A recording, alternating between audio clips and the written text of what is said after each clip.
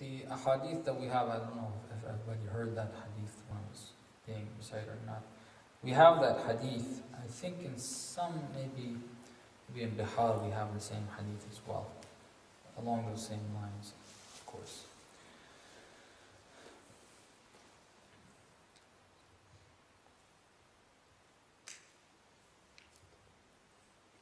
In accepting hadith, whether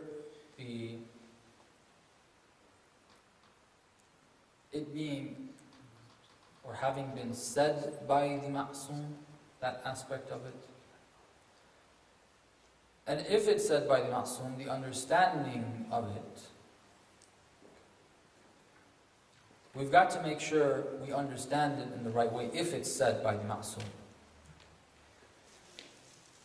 Hadith is something that is narrated by one individual. There's a difference between the narrations of hadith and the narrations of the Holy Quran. Holy Quran is mutawatir. If you go back find any copy of the Holy Quran at any period of time in its history of 1400 years, you will find the exact same saying. It's not different. It's mutawatir. Generations upon generations, hundreds of thousands of people have heard this and have narrated it to the next generation. It's clear cut. These are the words that were revealed to the Holy Prophet.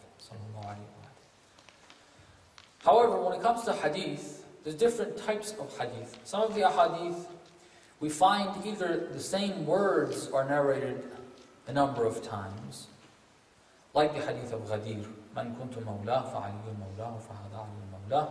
That's been narrated in many different books by a lot of different people.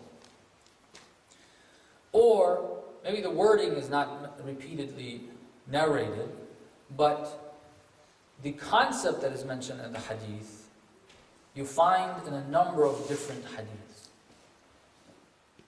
In these two cases, that's acceptable. Otherwise, we would have to rely on the reliability of the people who narrate this. Okay. Then when it comes to understanding the hadith, we have to understand it in the context of the general and the clear-cut principles of Islam, which are mentioned in the Holy Quran, or in the Sunnah that is narrated as mutawatir. Okay.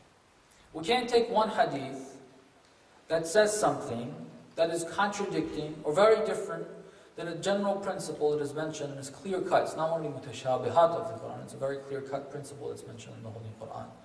We can't take that hadith and say, this is what the ma'soom is saying and this is what he means. So that's the general principle in looking at hadith. The ahadith that we have that have a similar language to this, that the brother read the translation of, there's about a total of 16 or 17 hadith that have similar language. The compilations of hadith that we have are about, you have Bihar al-Anwar, 110 volumes, I think you can find it here, you have it.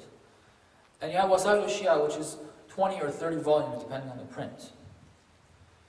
Out of these 30 plus 100, 130 or 40 volumes of hadith, you find 16, 17 hadith that have this, and many of them do not have a valid narration, valid sanad. They're not acceptable in their sanad.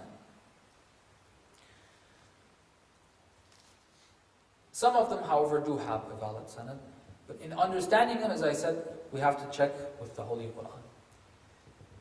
The principle that we find, the principles that we find in the Holy Quran about men and women, whether or not there is a difference between men and women, where men are complete, okay, and women are deficient. That means the men are superior and women are inferior. When we look at the Holy Quran, we don't find this concept, number one. Plus, second point is we actually find a lot of ahadith that tell us otherwise. The ahadith the verses that say, whoever does good, whether they are male or female, the emphasis is put there, they will be